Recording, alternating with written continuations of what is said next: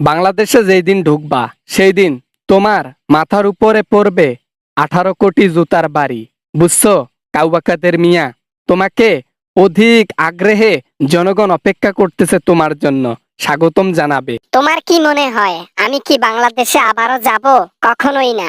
বাংলাদেশে গেলে এ জীবন আর আমি আর ফেরত আনতে পারবো না।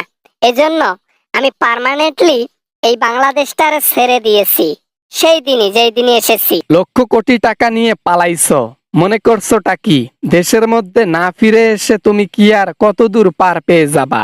সময় হইলে সুই সুই সুই সুই করে দেশের মধ্যে ফিরে আসবা। জনগণও রেডি আছে বাস দেবার জন্য।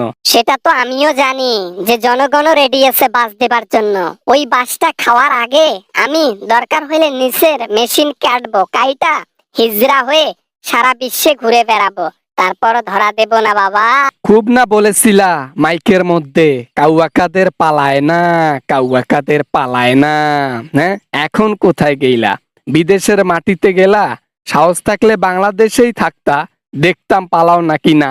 তুমি কে আমাকে এইভাবে ধুলাই করতেছো? হ্যাঁ, তুমি কে? আমি চাই না বাংলাদেশের মানুষের সাথে কথা বলতে। আমি চাই না ওই দেশে যাইতে। আমার জীবনের ভয় আছে। এখন আমি ভয় করি জীবনকে নিয়ে। কখন টেনে নেয় বাংলাদেশের মানুষ বলা তো যায় না। বর্তমান বাঘ যেভাবে শিকার করে, বাংলাদেশের মানুষ আওয়ামী লীগকে ওইভাবে শিকার করতেছে। কাউয়াকাদের শিকার তো অবশ্যই তোমাকে করা হবে। তোমার শাস্তি হবে কিরকম জানো? আক্কোবালা বাস তোমার পিছন দিয়ে ঢুকাই দেব। তারপরে 18 কোটি মানুষের সামনে তোমাকে পাথর ছুঁড়ে মারা হবে। বুঝলা কাউয়া? ভাই রে ভাই, আর আর বলার দরকার নাই রে ভাই। যে কথা বলেছিস আর যে শাস্তির কথাটা তুলে ধরলি, আমি জিন্দিগিতে বাংলাদেশের মাটিতে পা দেব না। এ শাস্তির কথা শুনে প্যান্ট আমি ভিজে ফেলেছি মুতে দিয়ে। মুখে শুনেই তোমার এই অবস্থা কাউয়াকাদের। আর যখন বাস্তবায়ন হবে তখন তো তোমার পিছন দিয়ে না, সামন দিয়েই গু বের হয়ে যাবে। এটা তোমার কথা শুনেই এখন বুঝতে পারা যাচ্ছে। বুঝছো কাউয়া? আমি এখন দুবাইয়ে আছি। এই দুবাই হচ্ছে আমার বাড়ি। এইখান থেকে ওইখানে শিফট হব, মানে অন্য দেশে যাব।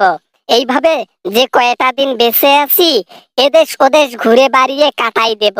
কোটি কোটি টাকা বাংলাদেশ থেকে সরাইছি, খরচ তো করতে হবে। 18 কোটি মানুষের টাকা মেরে খাইছো, এর অভিশাপ তোমাকে বহন করতে হবে বাবা কাউয়া। তুমি যখন মারা যাবা না, আল্লাহ তাআলা স্পেশাল তোমার জন্য শাস্তি নিয়ে বসে আছে। খালি মরে দেখো। সেটা আমিও জানি রে ভাই। আমাকে মরার ভয় আর দেখাইস না। এমনিতেই ভয়ে বাঁচি না, তার উপর আবার তোর এই ধরনের কথা শুনে আরো মনে হয় প্যান্টে নষ্ট করে ফেলবো। আর ভালো থাক, আমি আর কথা বলবো না। বেটা কাউয়া কাদের, রাস্তা উন্নয়নের নামে টাকা চুরি করছিলি, ব্রিজ উন্নয়নের নামে টাকা চুরি করছিলি, এগুলার হিসাব দেবে কে? এই টাকাগুলো তাড়াতাড়ি বাংলাদেশে ফেরত পাঠা, নাইলে খবর খারাপ আছে। ভাই ভাই, লক্ষ কোটি টাকা পিছন মারছি বাংলাদেশের। এখন এই টাকা ফেরত দেবো? আরো কখনোই না। ফেরত দিলেও আমাকে ধুলাই করবে, না দিলেও ধুলাই করবে। অতএব আমি খেয়ে দেই ধুলাইটা খাই। আর একটা কথা, প্রবাসের হাত থেকে একটু নিস্তার কম করে পাইও, প্রবাসের হাতে পড়িও না। বুঝছো? তুমি যেমনে গা ঢাকা দিয়ে বেড়াও না কেন, একবার বাঙালির চোখে পড়লে ও জীবন বাঙালির হয়ে যাবে, তোমার থাকবে না। প্রবাসীদের চোখে যাতে না পড়ি এই জন্য 5টা মেসকি কিনছি, 5টা বোরকা কিনছি, 5টা থ্রি পিস কিনছি, আর অনেক কিছু কিনছি। আমার এগুলার মধ্যে ভয় আছে, এজন্য কিনে রাখছি আগে থেকে। শালা কাউয়া দেখি ভালোই জারুয়া জারুয়া রে, নিজেকে বাঁচার জন্য শেষমেশ নাকি সেটটাই কেটে ফেলে না। হ্যাঁ, কি এটা অবস্থা! মেসকি বোরকা সবই কিনছে ছদ্মবেশে। এরে যেখানে পাইবেন, বুঝছেন প্রবাস ভাইয়েরা, দিবেন, হুসকাই দিবে। সো আই হোপ ভিডিওটা অনেক ভালো লেগেছে and অনেক এনজয় করেছেন। যদি ভিডিওটা ভালো লাগে অবশ্যই একটা সাবস্ক্রাইব করবেন, চ্যানেলে নতুন হয়ে থাকলে অবশ্যই সাবস্ক্রাইব করবেন।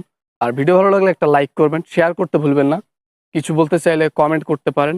তো দেখা হবে আবারও অন্য একটা ভিডিও নিয়ে, মানে অ্যামেজিং একটা ভিডিও নিয়ে। ততক্ষণ পর্যন্ত সবাই ভালো থাকবেন, সবাই সুস্থ থাকবেন। খোদা হাফেজ।